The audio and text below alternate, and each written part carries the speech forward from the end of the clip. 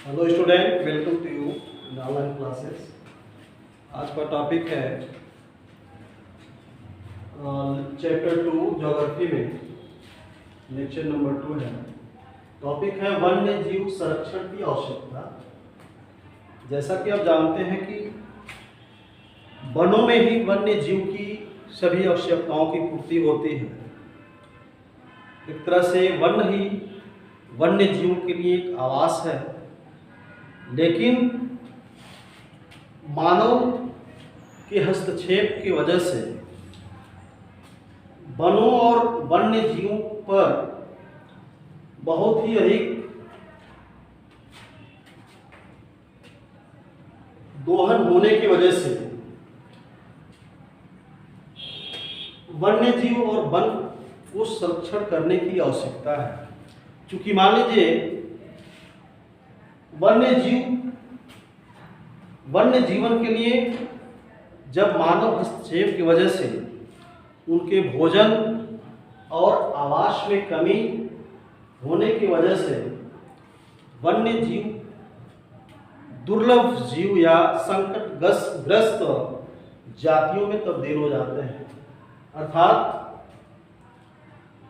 मानव हस्तक्षेप की वजह से जब वन्य जीवों के लिए आवास और भोजन की कमी महसूस होती है और अन्य पर्यावरणीय डिस्टरबेंस के कारण जब वन्य जीव जो हैं उनके जीवन पर जब संकट गहरा जाता है, ऐसी स्थिति में हमें जो है वन और वन्य जीवों की संरक्षण करने की आवश्यकता होती है। हमें उनके जीवन को बचाने के लिए अनेक प्रकार के क्रियाकलापों को करना पड़ता है। इस क्रम में अनेक प्रजातियां जो लुप्त होने के निकट हैं या संकटग्रस्त प्राणी हैं, ऐसे जीवन को बचाने के लिए विश्व भर में अनेक प्रकार की युक्तियों और तरीकों का प्रयोग किया गया है। इस क्रम में हम देखेंगे कि विश्व में बहुत सारे पार्कों की स्थापना की गई, जिसमें वन्य जीव अभयारण्यों की स्थापना की गई। इसके बाद राष्ट्रीय पार्कों की स्थापना की गई, बायोस्फीयर रिजर्व जिसमें जीवमंडल प्राणी या वनस्पतियां आती हैं उनको रिजर्व रखा गया। इसके अलावा चिड़ियाघरों की स्थापना करना और संकटग्रस्त पशु पक्षियों की प्रजनन केंद्रों की स्थापना करना भी है। इस प्रकार के प्रयासों से हम वन और वन्य जीवों की संरक्षण काफी हद तक विश्व स्तर पर किया गया है। अगर सबसे पहले हम बात करें वर्ष 1872 ईस्वी में, इस क्रम में विश्व का सबसे पहला नेशनल पार्क जो है येलोस्टोन नेशनल पार्क के नाम से 1872 ईस्वी में स्थापित किया गया, जिसमें वन्य जीवों को सुरक्षित करने का प्रयास किया गया। भारत की अगर बात करें तो भारत में वन्य प्राणी अधिनियम जो 1972 ईस्वी में पारित किया गया, क्योंकि यह एक अधिनियम है तो भारत का जो ये वन्य प्राणी अधिनियम जो 1972 में पारित किया गया, इसके द्वारा वन्य जीवों के संरक्षण करने के लिए कानूनी रुकावट या कानूनी रूपरेखा तय करने का प्रयास किया गया। तो भारत में वन्य प्राणी अधिनियम 1972 के द्वारा एक अधिनियम बनाकर उनके संरक्षण में एक कानूनी अधिकार प्रदान किया गया, कानूनी रूपरेखा तैयार किया गया। इस प्रकार से भारत का जो संकटग्रस्त पशु, इस क्रम में अगर हम देखें तो भारत का प्रथम नेशनल पार्क जो है, भारत का प्रथम नेशनल पार्क की जो स्थापना हो रही है वो 1936 ईस्वी में हो रही है। आपने देखा 1872 ईस्वी में विश्व का प्रथम नेशनल पार्क जो है वो अमेरिका में है, और यह है येलोस्टोन नेशनल पार्क जो अमेरिका में स्थित है। सबसे पहले विश्व का नेशनल पार्क का दर्जा प्राप्त है। और भारत की अगर बात करें तो भारत का प्रथम national park Corbett national park 1936 ईस्वी में इसकी स्थापना की गई, और इसमें अनेक प्रकार के प्राणियों की संरक्षण और उनके रखरखाव की व्यवस्था की गई। भारत का संकटग्रस्त पशु एक ऐसा जानवर, एग्जाम्पल में अगर हम बाघ देखें, बाघ को उनका संरक्षण प्रदान करने के लिए बाघ परियोजना चलाया गया 1973 ईस्वी में। बाघ परियोजना भारत का एक संकटग्रस्त पशु बाघ को बचाने के लिए, उनके संरक्षण के लिए बाघ परियोजना 1973 में लागू की गई। जिसके अलावा भी भारत में अनेक प्रकार के अन्य वन्य जीव संरक्षण परियोजनाओं को चलाया गया। इस क्रम में हम देखें तो भारत में वन्य जीवों के संरक्षण में सबसे पहले वनों के संरक्षण में से ही पारिस्थितिकी विविधता संभव है। अगर हम वनों का संरक्षण न करें तो पारिस्थितिकी तंत्र में जो जैव विविधता है वह जैव विविधता धीरे धीरे खत्म हो जाती है, धीरे धीरे नष्ट हो जाएगी। क्योंकि हम संरक्षण करते हैं, संरक्षण करने का प्रयास जब करेंगे तभी हमारे अनेक प्रकार के जीव और वनस्पतियां बच सकती हैं, और उनके जो लुप्त होने, उनके जीवन का जो संकट है वह संकट टल सकता है। तो इसके लिए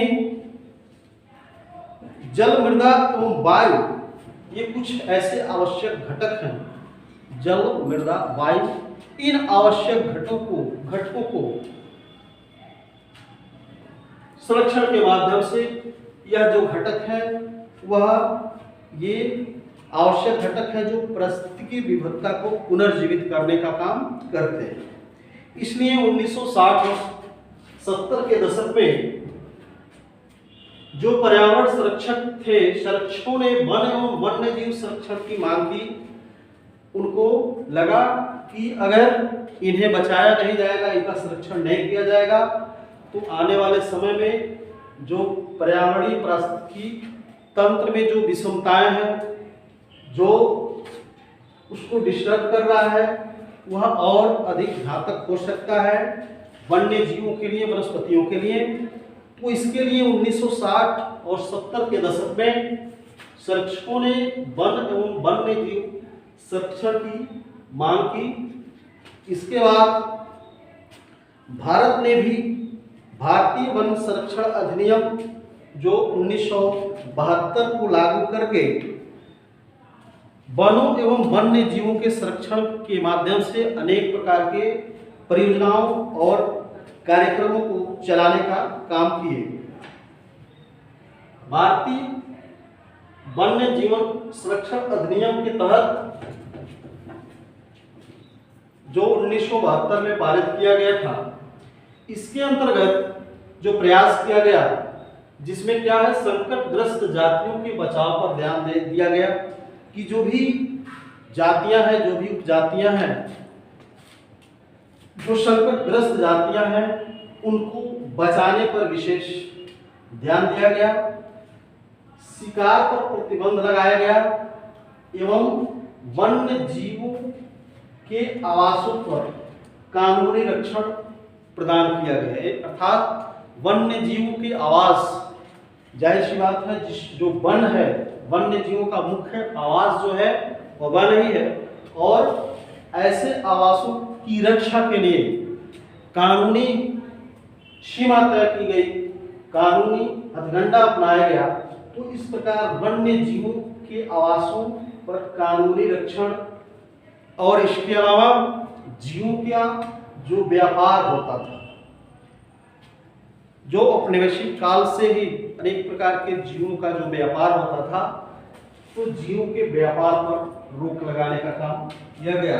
सन 1972 में जो भारतीय वन्य जीवन संरक्षण अधिनियम पारित हुआ, उसके तहत ये अनेक प्रकार के कार्यों को किया गया है, जिसमें केंद्र सरकार एवं राज्य सरकारों ने मिलकर के अनेक प्रकार के राष्ट्रीय पार्कों, वन्य जीव, पशु विहार एवं अनेक प्रकार के राष्ट्रीय उद्यानों की स्थापना की, जिसके तहत ये वन्य और वन्य जीव संरक्षित करने का काम किया गया।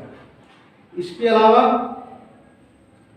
केंद्र सरकार ने कई परियोजनाओं की भी घोषणा की, और क्योंकि अनेक प्रकार के जो संकटग्रस्त जाति थे उनको बचाने का जिम्मेदारी हमारे सरकारों के ऊपर, जिसमें केंद्र सरकार विशेष रूप से संकटग्रस्त जातियों के बचाने के लिए अनेक प्रकार की योजनाओं का कार्य किया, जैसे बाघ परियोजना, वन्य जीव संरक्षण, बाघ टाइगर रिजर्व, इस प्रकार के अनेक प्रकार के प्राणियों जैसे बाघ, एक सींग वाला गैंडा, कश्मीरी हिरण अथवा हंगुल, मगरमच्छ, अनेक प्रकार की जो जातियां हैं इनमें शामिल हैं, और इन जातियों को बचाने के लिए केंद्र और राज्य सरकारें मिलकर के अनेक प्रकार के परियोजनाओं को चालू किया, जिसमें नेक्स्ट जो इसमें टॉपिक है वन संरक्षण का प्रयास।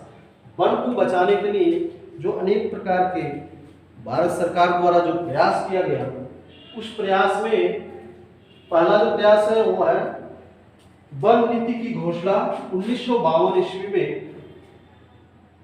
वन नीति की घोषणा 1952 ईस्वी में किया गया, जिसमें अनेक प्रकार के वन नीति को शामिल किया गया, और इसमें वर्ष 1988 में संशोधन कर दिया गया। 1952 ईस्वी में वन नीति की घोषणा की गई, और 1988 ईस्वी में इसको संशोधन करते हुए अनेक प्रकार के बातों को रखा गया। इसके अंतर्गत जो है वन नीति के अंतर्गत देश के कुल भौगोलिक क्षेत्रों की 33% जो भाग है उस पे वनारोपण का लक्ष्य रखा गया, अर्थात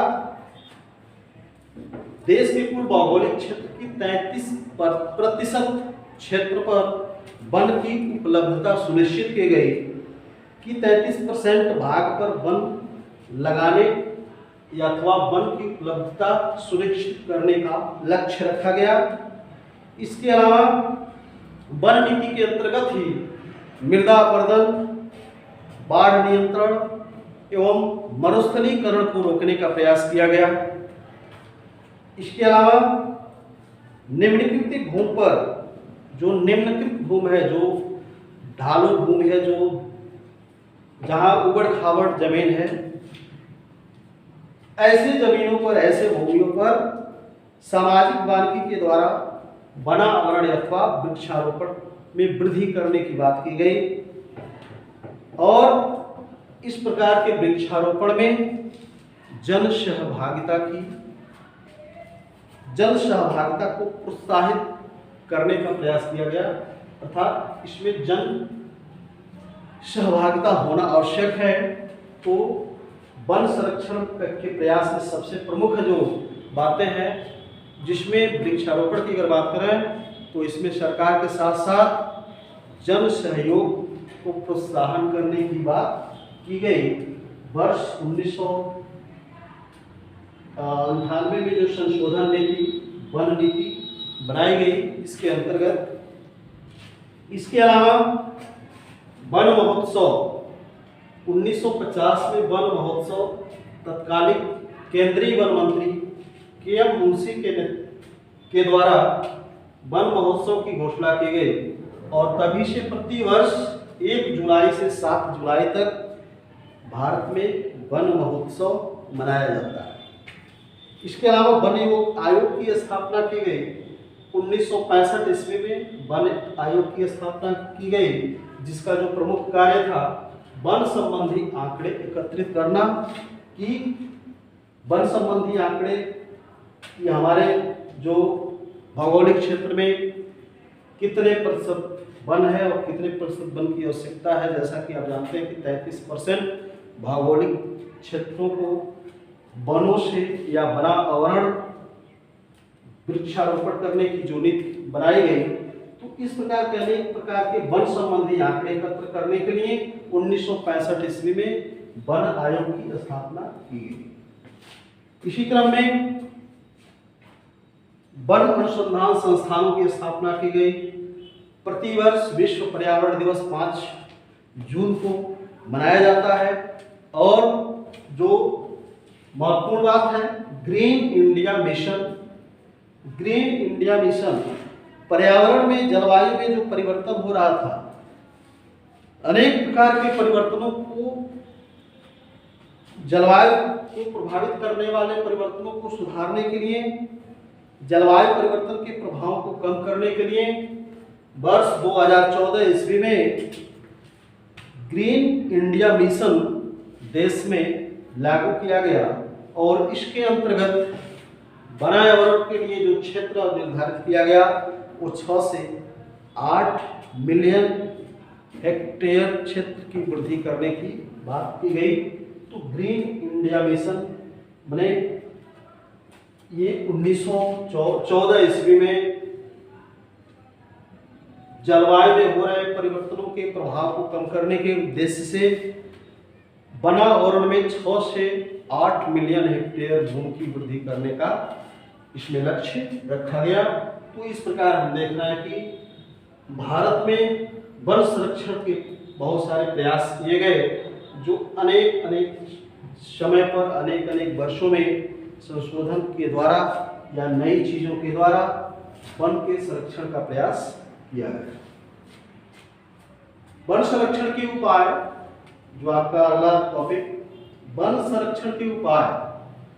चूंकि आप जानते हैं कि वन का संरक्षण के माध्यम से ही वन्य जीव एवं वन्य प्राणियों या वनस्पतियों को हम नष्ट होने से बचा सकते हैं, इसलिए वन का संरक्षण अति आवश्यक है।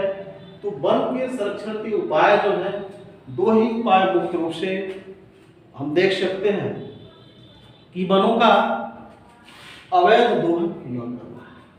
जैसा कि मनुष्य जो है अपनी आवश्यकता की पूर्ति के लिए वनों और वन्य जीवों का अंधाधुंध दोहन कर रहा है, तो इस प्रकार से जो अवैध दोहन हो रहा है वह अवैध दोहन न करना पहला उपाय है। और दूसरा उपाय क्या है कि जो भी खाली जमीन है, जो भूमि है, उस पर अत्यधिक मात्रा में वृक्षारोपण करके हम वन संरक्षण के उपाय कर सकते हैं। इसके अलावा जो नेक्स्ट उपाय है, वनों को आग से बचाना। जैसा कि आप जानते हैं कि विश्व में या अनेक देशों में वनों का ज़्यादा से ज़्यादा विनाश हर साल अग्निकांड के द्वारा हो रहा है। तो मानव की यह एक अलग प्रकार की गतिविधियां होनी चाहिए, जिसकी वजह से अगर जंगलों में आग लग रही है तो इसको रोकना अथवा वनों को आग से बचाना। तो वन संरक्षण के उपाय में ये मुख्य रूप से ये जो उपाय आपको बताया गया। अगला टॉपिक होगा भारत में वन्य प्राणी संरक्षण या जैव संरक्षण। भारत में वन्य प्राणी संरक्षण, जिसके तहत वन्य प्राणियों की संरक्षण की बात की गई है। और इस क्रम में वन्य प्राणी अधिनियम जो 1972 में भारत में लागू की गई, तो इसमें वन्य प्राणी अधिनियम 1972 में पारित किया गया और इसके तहत जीवों को बचाने के लिए एक कानूनी रूपरेखा तैयार की गई और 1991 में इसका संशोधन कर दिया। संशोधन के माध्यम से अनेक प्रकार के प्रयास भारत में वन्य प्राणी संरक्षण के लिए किया गया, जिसमें मुख्य रूप से वन्य जीव विहार, नेशनल पार्क तथा बायोस्फीयर रिजर्व की बात की गई। इसमें अनेक प्रकार के पार्क, विहार और बायोस्फीयर रिजर्व बनाए गए, जिसके तहत विलुप्त प्राणियों को इनमें उनको सुरक्षित करने का काम किया गया। इसके बाद से वर्ष 1992 में पर्यावरण संरक्षण हेतु नीतिगत दस्तावेज जारी किया गया। भारत में वन्य प्राणी संरक्षण के क्रम में अगर हम दूसरे नंबर पे देखें तो 1992 में पर्यावरण संरक्षण हेतु नीतिगत दस्तावेज जारी किया गया कि पर्यावरण के संरक्षण में जो भी क्रियाक्रम हो रहे हैं, जो भी नियम लागू किया जा रहा है, उसमें नीतिगत दस्तावेज जारी किया गया ताकि ऐसा करने पर जो भी पर्यावरण संरक्षण में जो भी रुकावट है वह रुकावट होने से बचाने का प्रयास किया गया। जो भी पर्यावरण संरक्षण या जीव संरक्षण में भाग नहीं ले रहा है, जो भी उनका विनाश कर रहा है, उसके लिए अनेक प्रकार के दंड और कानूनी कार्रवाई का प्रावधान किया गया। इसके अलावा वर्ष 1906 ईस्वी में पर्यावरण नीति घोषित की गई कि पर्यावरण को सुरक्षित करनी है, सुरक्षित करना है, पर्यावरण को शुद्ध रखना है, तो हमको किस प्रकार के नीतियों को अपनाना होगा, किस प्रकार की नीति हमको चाहिए। तो वर्ष 2006 में भारत में पर्यावरण नीति घोषित की गई। इसी क्रम में बाघ को राष्ट्रीय पशु, मोर को राष्ट्रीय पक्षी और हाथी को राष्ट्रीय विरासत के रूप में घोषित किया गया। अर्थात इन पशुओं को, हाथी और बाघ और मोर जो पक्षी है, तो राष्ट्रीय पशु बाघ, राष्ट्रीय पक्षी मोर और राष्ट्रीय विरासत के रूप में हाथी को घोषित किया गया। तो इस प्रकार से आप देख रहे हैं कि कुछ ऐसी प्रजातियां हैं, जैसे बाघ विलुप्त होने के कगार पे है। इस प्रकार से राष्ट्रीय पशु घोषित करने का तात्पर्य यह है कि ऐसे पशुओं का विनाश न हो, ऐसे पशुओं का शिकार न हो, जिसको लोग जो है शिकार करते हैं और उसका अवैध व्यापार करते हैं। तो इस प्रकार से हम देख रहे हैं कि वन्य जीव संरक्षण की आवश्यकता हमारे लिए, हमारे पर्यावरण के लिए, हमारे अस्तित्व के लिए अति महत्वपूर्ण है। और इसी को प्रयास में रखते हुए, इसी को ध्यान में रखते हुए विश्व में या कहें भारत में अनेक प्रकार के समय समय पर अनेक प्रकार की परियोजनाओं, कार्यों को किया गया और इनके संरक्षण का उपाय किया गया। तो छात्रों, आज के वीडियो में इतना ही। आगे का टॉपिक अगले वीडियो में आपको पढ़ाया जाएगा। धन्यवाद।